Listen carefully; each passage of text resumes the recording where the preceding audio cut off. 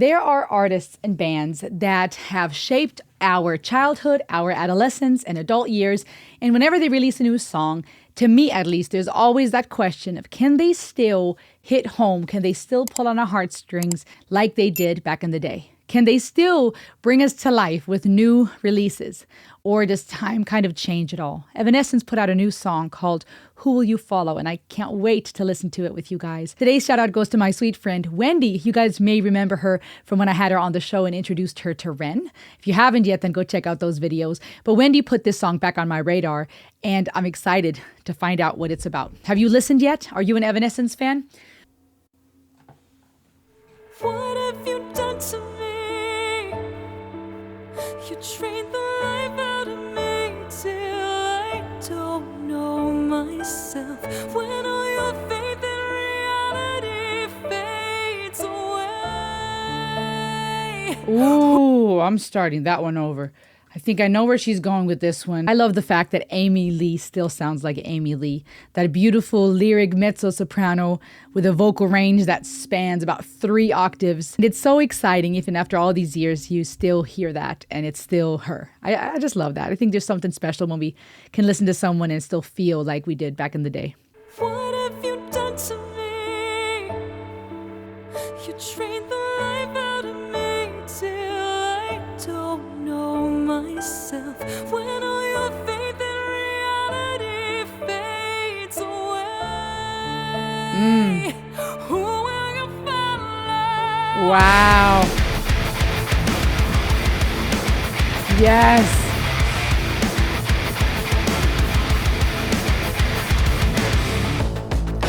Are we alone now? I can't find the way out. Keep waking in the same fever dream. A cure for desire. We're playing with fire. These lyrics are so freaking deep. Oh my gosh. The double entendre of who will you follow? Not just literally, but figuratively speaking, social media wise, following people, subscribing to people. The cure to desire. Instead of having a desire to find a cure, the cure to desire. Oh, these lyrics are deep. Oh my gosh. Are we alone now? That line made me think of a song now. Think we're alone now. Da da da da da da da. Isn't that an 80s song?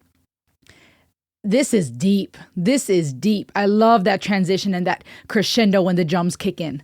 Oh my gosh, this is OG Evanescence to me. Fever dream. A cure for desire. We're playing with fire. Yeah. We're drawn to light. We're broken and blinded by it. We're dying for release.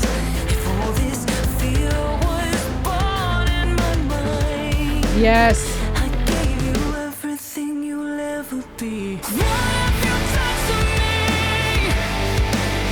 You trained my life out of me till I don't know myself. When all your faith in reality This is so freaking good. fades away, who will you follow? Oh.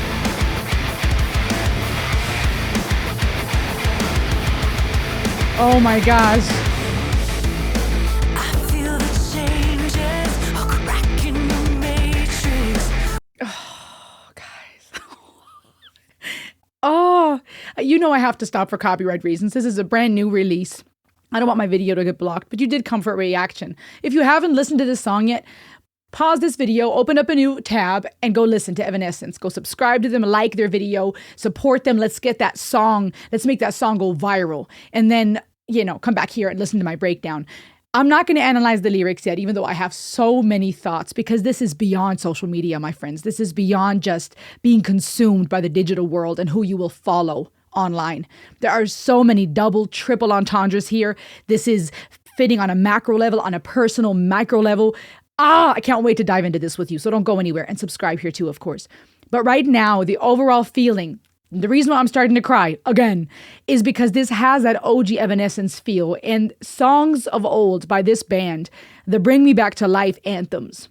They, to many of us, were not just an awesome, catchy tune. They were not just one of the songs that made us love rock and, allow us to dabble into the world of metal with operatic voices, long before I even knew about Nightwish and the legend that they are and all the other bands, right? Evanescence was, to many of us, I think, as teenagers, this introduction to a genre that we were not necessarily familiar with, but that felt like home, and that felt like, similar with Linkin Park, these legendary bands that not only sound awesome, to the rocker teenagers among us that want to be cool and awesome, but that hit something deep in us, that put in words the pain we were feeling, and that search for meaning and understanding and for a longing to be alive, for someone to save us. A lot of hurting kids were able to relate to that. They felt themselves seen and represented by Linkin Park songs, Evanescence. And this song has that OG feel, and it's bringing up some of that old, so freaking good. This is so deep.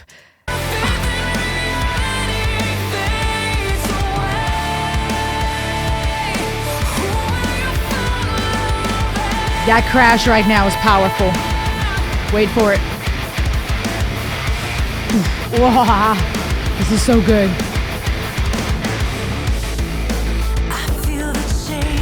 Underground.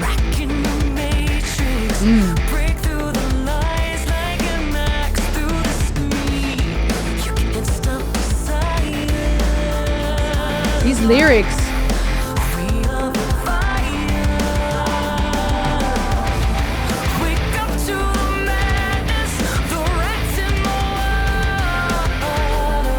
I got goosebumps. Ooh. Yes.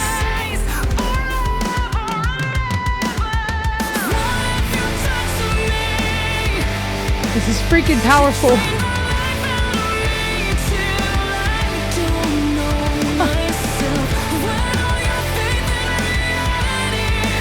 So good.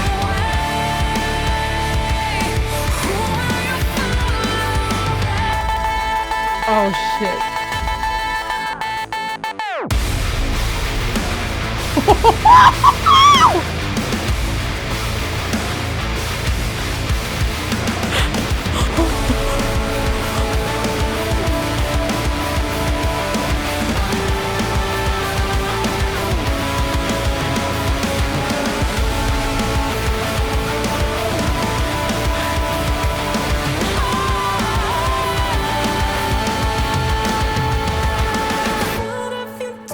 I'm losing my mind, you guys.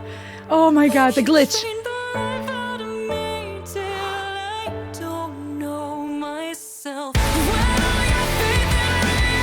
Yes.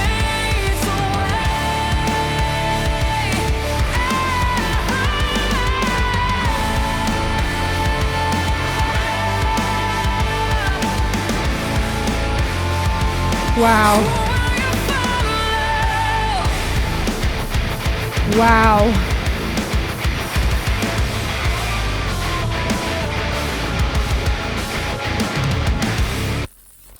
Wow. Wow. Yes. Oh, you guys. Oh, this is so freaking powerful. I feel understood, and I have hope for the new generation. If only Gen Z and younger hopefully will see this and will hear this and will pay attention. Oh my gosh, I was just today. Subscribe, y'all. Go check out Evanescence. Like their video, please. We gotta just blast this song, you guys. Not only because it's an epic composition and Evanescence is awesome, but also because this is a message. It gives me hope that there's artists using their platforms to still talk about these kinds of things in light of the fact that AI is taking over more and more and that we don't know what to believe. And I'm not even just talking about if an image is true or a video, but also thematically. There are a lot of heavy news that are circulating the internet. It feels like increasingly so, right? More and more people talking about shockworthy things because that's where the reaction comes in, and that's where the money is. Views equals money now. And so the more eyes you can get on something, the more you can get people to talk about stuff, the more money will be made. And money makes the world go round. And in the day and age where that's what's happening, and we wake up on our phones, we go to bed looking at our phones, we are bombarded And it's hard to know who to trust and what to believe. We're getting more and more separate from reality. We're ending up in a matrix that has us enslaved to who we will follow. The whole composition was freaking legendary, and it had that OG Evanescence feel to me. Like I said in the beginning, there's always that pressure. I'm sure, especially for the artists, of course, when they put out new music, of still wanting to be received well, of wanting to still create. And to an artist, a lot of times what you put your life's blood and your sweat and tears into is special to you. You're proud of it. But we live in a day and age, sadly, where people are very ugly in the comments and very quick to judge, and oh, this was not like the last album, and oh, their second album sucked, or whatever. People are haters. It's gotten really bad. And there's always that pressure of still either staying relevant, if you're doing this for a living especially. And I just am excited to see that they keep putting out amazing music like this. I think there's something there existentially that touches many of us when we see that artists that have shaped part of our identity or that accompanied us in our growing up and our coming of age stories, that they're still out there, still relevant. I think that can be comforting as we get older in the face of our existential fears, to realize, no, it's not your story. Even though you might not be a teenager anymore or a child anymore, your life's not over. And what shaped you and who you are is still relevant. Just like the bands you love are still making music, and they're still writing hits, and they're still out here. They're still alive. You're still alive. This is so fitting right now, and I'm glad I listened to this today, because just this morning I was feeling very annoyed and overwhelmed, and part of that was my own fault because I got on my phone. But I was very frustrated. Even last night it started, just seeing how quick people are to share their ugly opinions. And this is not new news to me, but every so often I find myself frustrated, especially when you see the irony of people saying the wildest things, and then you take a look at their profile picture and you wonder, what in the unicorn farts are they even talking about? It's this Dunning-Kruger effect where people have this cognitive bias, people who actually have limited knowledge or skill in a specific area, but greatly overestimate their own competence, right? You have some men that might assume they can beat any female athlete at whatever sport. And when you look at them, you clearly see that they're not athletic themselves, or they're not, they just assume. Or you have people that from the comfort of their house say the ugliest things, judging, making all kinds of comments. Hypocrisy. We human beings are so quick to be hypocrites, where we'll judge someone or we'll correct someone and, remind them that this artist actually wrote about love and peace, all while we're spewing hate in the comments, right? There's the list goes on and on. Here, this song is so fitting, but the lyrics, my guys, the lyrics are so profound. I love the whole composition, that mezzo-soprano airiness, her vocal control, the fullness of her voice. She has a very full, round kind of timbre. The way she comes in beautifully, still looking amazing, and then how the drums kick in and the guitar and the bass, and it just goes ham. I feel like Ronnie Radke would be proud of this video, in my opinion. I could see someone like Ronnie appreciating what went into this video. I love the fact that it spoke about the Matrix, and it's crazy to me that there are several sci-fi movies of old that are now have become reality. Is fitting because that's the day and age we live in, right? Not only literally red versus blue pill conversations about men versus women or right versus left in politics, but this idea of who are you going to pick, who are you going to follow, right? That whole idea of Matrix, which reality are you going to believe? So brilliant to bring in that type of thematics into this song. This underground bar, speakeasy lounge where people look terrifying. I mean, these women smiling at her with fake smiles, looking more like monsters and unreal and scary. Mice crawling everywhere. It's this people that are completely entranced. Everyone on their devices, everyone asleep. And it's such a fitting imagery. It's very gross, of course, because when we see mice crawling, we think of lack of sanitary, we think of disease, we think of poverty, perhaps, where there's a lack of cleanliness, there's a presence of sickness, where you would think there would be life and socializing. It's a bar where people should go to have a drink, some food, to talk, and yet everyone is on their phone. Nobody's really engaging in this social club. Everything in chaos, everything being questioned. What is reality? Brilliant to the whole idea of matrix and catastrophe and chaos. What have you done to me? You drain the life out of me till I don't know myself. Now, these lyrics hit me Because while I feel like it's definitely about social media and the digital age and this pressure of who are you going to follow, who are you going to listen to online and in life, right? Who we follow, that speaks to what we're interested in, right? The channels we subscribe to, the people we follow on social media, the people we engage in, oftentimes those are topics that we're interested in or that we're passionate about. Who we follow on social media, even though it has become such a quick decision. Click, follow, subscribe, unfollow, block, right? We do it so easily, and yet it speaks volumes of where our mind is at and what we're listening to, what we're choosing to fill our mind with. And it's easy to get so swept up in things that sometimes I think we don't even pay attention to how the information we're being fed is just the algorithm pushing more of the same thing we just liked or engaged with. The system noticing we liked something or we looked at it for more than 3 seconds, and now it pushes more of the same thing. So much of it is this dance, this duality between things being shoved in our face and down our throat and between us choosing what we're going to listen to.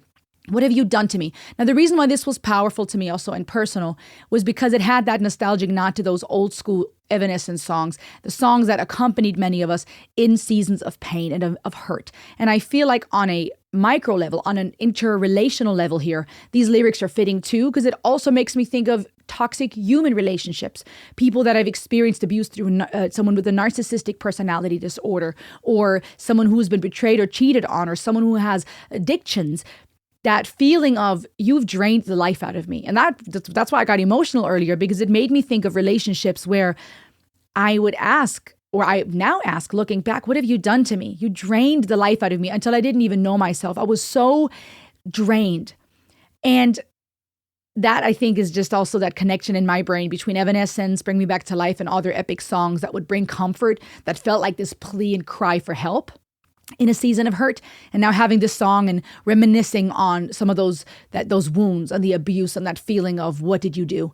But this song is also fitting on a macro level because it's asking the system, it's asking the phone, the device, social media. I don't even know myself. You have people who have become so ugly, so addicted to their phones, who have become so violent in the comment section, they might not recognize themselves anymore. I wonder how many people stop long enough to pause and say, whoa, I'm thinking in ways that I used to not think. I'm comparing myself to these filtered women and a world that is not really real, that does not show what's really going on behind closed doors.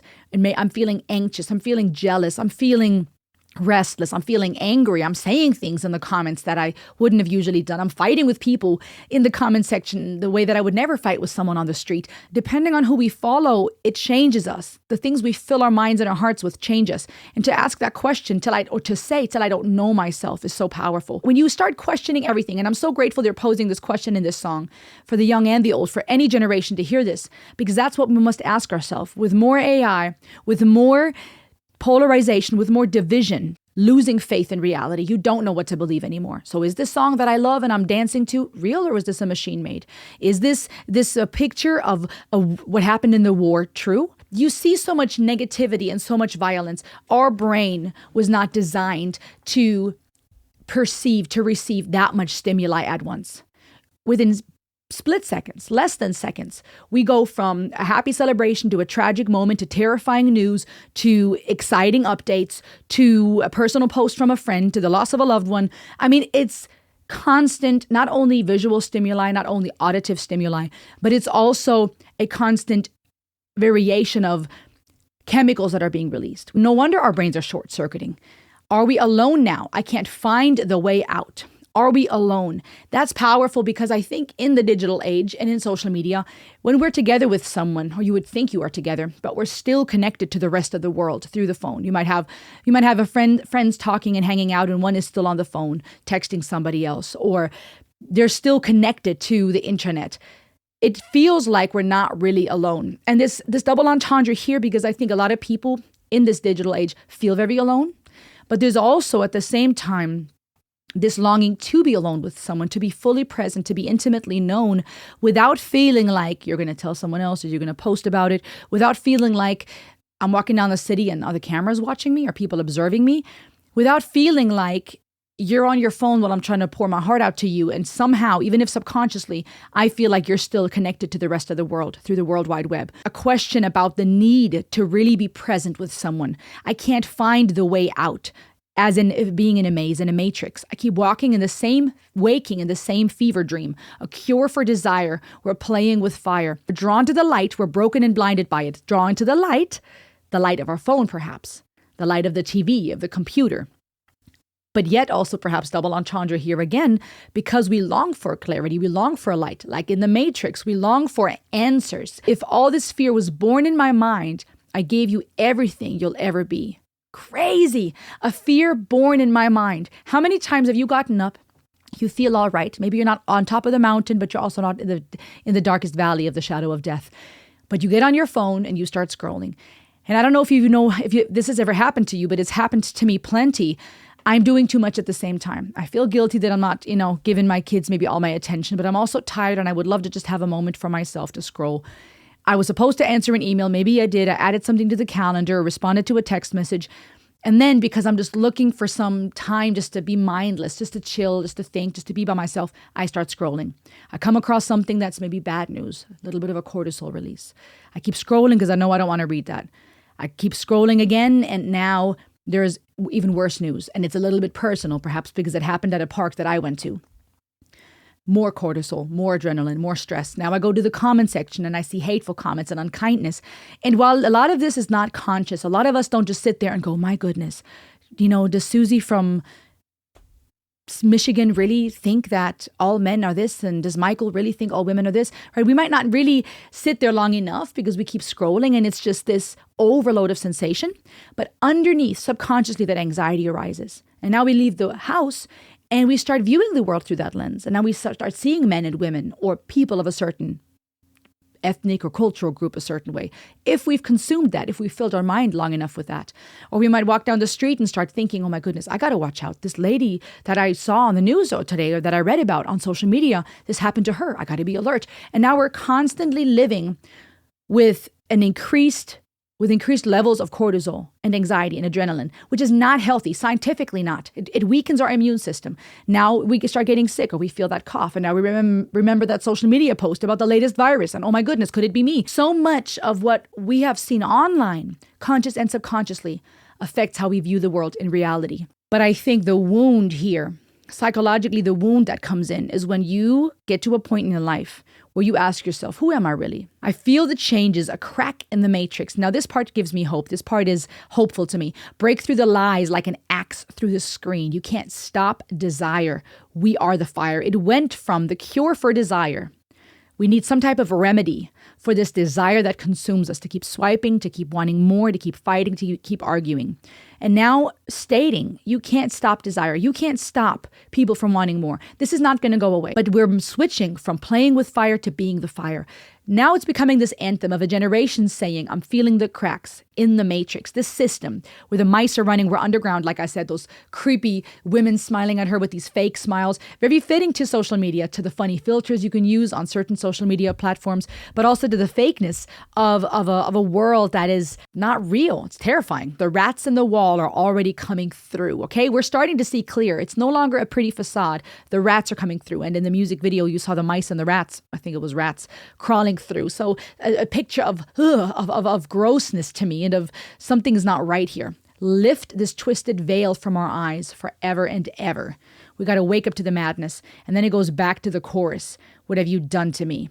Who will you follow? I love that it ends with that question. Who will you follow? And I think this is a powerful question to ask because there's so much truth and so much life in that. When I turn to you and I turn to myself and I say, who will you follow? Not only on social media, not only in regards to who you subscribe to, who you follow, who you comment, whose videos you comment on or posts, etc., but in life. This could be a question when it comes to faith. This could be a question when it comes to your interpersonal relationships, phones, a digital world aside. Who do you listen to? Who do you follow? Are you going to make all your whole sense of self and based on a political party and the way they present themselves online? Are you going to base your whole identity based on the women and men in your life and the way that they live? Because by doing so, we are following them, right? If I dress a certain way, if I start doing things to my body to fit in, if I start acting a certain way at my job, if I use my money a certain way, if I interact with my family members and friends in a certain way because I'm inspired by others, All of those things are signs that we are following somebody. You're being inspired by, listening to, following someone. And there is this need to ask that question. Who's inspiring you? Who do you pull from when it comes to the kind of man or woman you want to be, the kind of parent, daughter, spouse, friend, human you want to be? Who do you follow? A very powerful song. This was so freaking awesome. Please go subscribe to Evanescence if you haven't yet. Listen to their song. Give them a thumbs up on that video. Go subscribe to them on all social media platforms. I do think they are worth following and listening to, especially this song. Subscribe here too. I promise you, I'm trying to be a channel where if you follow this channel, you will find encouragement in life, something that's worthwhile. But always ask that question, no matter with who and with what. Who are you following when it comes to your faith, when it comes to your relationships, when it comes to the things that you listen to? Break through the matrix. I freaking love this song. This had me so excited. What do you think? Subscribe and I will see you on the next ride. Ayo.